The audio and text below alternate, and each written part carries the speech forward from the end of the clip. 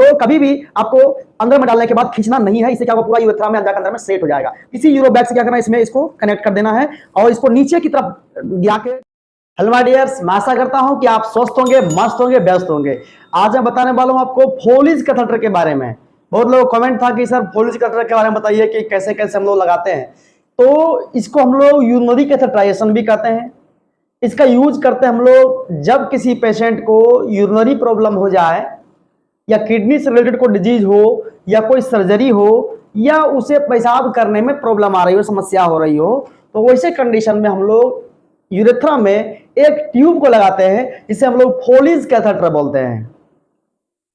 फोलिज catheter के shape size अलग अलग होता है और इसकी पहचान हम लोग इसके कलर कोडिंग से कर पाते हैं।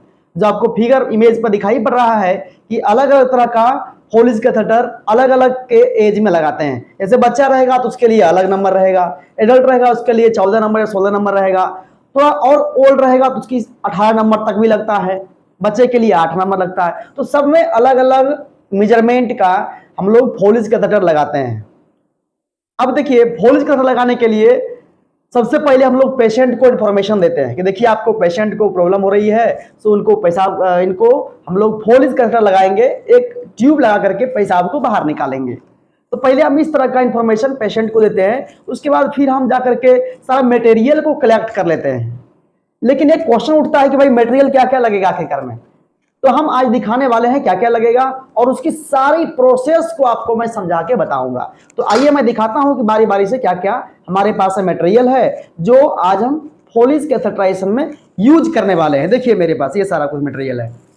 देखिए ये जो है ये पोविडीन आयोडीन का, जिसको हम लोग बीटाडीन बोलते हैं, ये पोविडीन आयोडीन का सॉल्यूशन है। इसका प्रयोग करेंगे हम लोग वॉश करने के लिए बाहर में। और देखिए ये आपका हो गया गॉज पीस।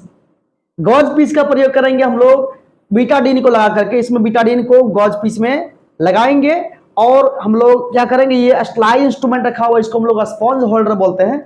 लगाने के बाद में पूरा पेरिनियल एरिया को, ये पूरा यूरेथ्रा के ऊपर वाला एरिया को हम लोग साफ करते हैं।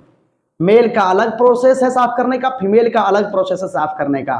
फीमेल के लिए फीमेल नर्स उनका लगाएंगे फोलिज कैथेटर और मेल के लिए मेल लगाएंगे। लेकिन अगर इमरजेंसी कंडीशन हो तो मेल फीमेल को वहां देखना नहीं है, वहां कोई भी लगा सकता है। तो यहाँ पर इससे लगा करके बीटाडीन हम लोग पूरे एरिया को साफ करते हैं। तो ये हो गया आपका गॉज पीस, ये हो गया आपका स्पॉन्ज होल्डर जो स्टलाइज रहेगा, और ये बीटाडीन। देखिए उसके बाद ग्लव्स का होना जरूरी है। तो ग्लव्स सर्जिकल ग्लव्स रहेगा तो बहुत अच्छा, क्योंकि वो नॉन स्टलाइज नहीं रहता, वो स्टलाइज रहता है। अगर इसका प्रयोग करेंगे हम लोग तो ये आपका अनस्टलाइज भी होता है। तो हमारे पास में ये अवेलेबल है, इसका प्रयोग भी लोग करता है, लेकिन सर्जिकल ग्लव्स का ही प्रयोग करें, बेहतर रहेगा। एक रहेगा यूरो बैग, जिसमें कि यूरिनरी कैथेटर लगाने के बाद हम यूरो बैग में सारे यूरिन को जमा कर लेते हैं। और एक होगा मेन फोलिज कैथेटर। देखिएगा इस तरह का फोलिज कैथेटर होता है, इसमें 3 एंगल वाला भी होता है, 3 ओपनिंग, इनडवेलिंग कैथेटर उसको बोलते हैं। एक जो पोर्ट दिख रहा है आपको, इस पोर्ट को हम लोग कहते हैं बैलून पोर्ट, क्योंकि इसमें जब भरेंगे वाटर तो बैलून फूलेगा। और ये हो गया आपका यूरिन पोर्ट, यानी यूरिन इधर से यूरिनरी कैथेटर को इसी में इंसर्ट कराएंगे हम, ठीक है। अब देखिए ये आपका है जाइलोकैन जेली। जाइलोकैन जेली जो आप देख रहे हैं, इसमें हम लोग क्या करेंगे, लगाते हैं इसका आगे में, यानी फोलिज कैथेटर के आगे इसको खोल करके हम लोग इसमें लगाएंगे, ताकि क्या हो, ये आसानी से हमारा यूरेथ्रा में पास कर जाए। इतना हो गया। तो अब मैं दिखाता हूं बारी बारी से कैसे, इसमें डिस्टिल वाटर को मैं पहले से लोड करके रखा हुआ हूं। अब मैं दिखाता हूं बारी बारी से कैसे मैं करूंगा। सबसे पहले एरिया क्लीन करने के बाद हम क्या करेंगे, ये कैथेटर को निकालेंगे। मैं ऑलरेडी एक फोलिज कैथेटर को खोल के रखा हुआ हूं, मैं इसको बता रहा हूं कि ये कैसे काम करता है। इसके ऊपर लगा देंगे हम लोग जाइलोकैन जेली को, जिससे क्या वो स्लिपरी हो जाएगा, और इसको यूरेथ्रा के ओपनिंग में घुमाते हुए क्लॉकवाइज कंडीशन में घुमाते घुमाते हुए उसको डाल देना है। मेल यूरेथ्रा की लंबाई जो होता है 8 से 20 सेंटीमीटर, फीमेल की लंबाई लगभग 4 से 5 सेंटीमीटर। तो इसको हम लोग लगभग पूरे इंसर्ट कर देंगे मेल के कंडीशन में, और फीमेल के कंडीशन में हम लोग आधा इंसर्ट करेंगे, तो यह यूरेथ्रा में चला जाएगा। ऐसे पूरा भी करेंगे तो कोई दिक्कत नहीं है। अब देखिए ये जैसे ही अंदर चला जाए तो क्या करना है, ये इस फोलिज कैथेटर में ये जो आपका डिस्टिल वाटर है, इसमें हम लोग बैलून पोर्ट में डालेंगे। तो क्या होगा, अंदर में बैलून फूलेगा।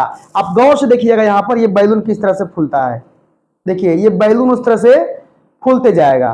अब एक क्वेश्चन, इसमें लगभग 10 से 15 ml वाटर को हम देंगे तो ये बैलून क्या होगा, पूरा पूरी फूल जाएगा। देखिए मैं 10 ml पानी को इसमें वाटर को इंसर्ट कर, देखिए मैं पानी को दे दिया हूं, क्या हुआ, ये बैलून पूरा फूल गया। अब क्या होगा, यूरेथ्रल ओपनिंग में अंदर में इसे घुसा हुआ, कितना इसको बाहर खींचेंगे, जब तक ये बैलून सही सलामत तब तक कोई दिक्कत नहीं। अब हम इसको पूरा जोर से खींचेंगे तो खुल ही जाएगा, पूरा फट जाएगा अंदर का बैलून। तो कभी भी आपको अंदर में डालने के बाद खींचना नहीं है, इससे क्या होगा, पूरा यूरेथ्रा में जाकर अंदर में सेट हो जाएगा। तो ये हो गया आप अंदर में डालने के बाद। अब देखिए जैसे ही वो अंदर जाए तो यूरिन आपका आना स्टार्ट हो जाएगा। तो देखिए पहले से मैं खोल के रखा हुआ हूं एक यूरो बैग को, इसी यूरो बैग से क्या करना है, इसमें इसको कनेक्ट कर देना है और इसको नीचे की तरफ गिरा के डाल, इसमें टांगने का सिस्टम दिया होता है, तो बेड में नीचे से लटका करके साइड में इसको टांग दीजिए। इससे क्या होगा कि ये पूरा यूरिन जो होगा गिरते रहेगा टाइम टाइम पे अपना। तो ये प्रोसेस पूरा जो होता है ये यूरिनरी कैथेटराइजेशन का होता है। अब देखिए अगर निकालना हो तो हाँ, निकालना हो तो हमें कैसे निकालना है, तो यहां से यूरिन को ये बैलून पोर्ट है, इस बैलून पोर्ट में डालेंगे और यहां से इस वाटर को हम लोग खींच लेंगे। तो क्या होगा, यहां से वो बैलून देखिए धीरे धीरे धीरे धीरे क्या हो रहा है, वो पिचक रहा है, नहीं देखिए सारा पानी निकलते जा रहा है, वो बैलून का जो साइज है धीरे धीरे घटते चली जा रही है। देखिए इस तरह से सारा वाटर निकल जाने के बाद क्या होगा, जैसे ही आप यूरिन में ये एंटी क्लॉकवाइज घुमाएंगे इसको, तो क्या होगा, धीरे धीरे धीरे धीरे यूरेथ्रा वाला जो कैथेटर है वह कैथेटर धीरे धीरे बाहर आने लगेगा और ये आसानी से आपका प्रोसेस पूरा हो जाएगा।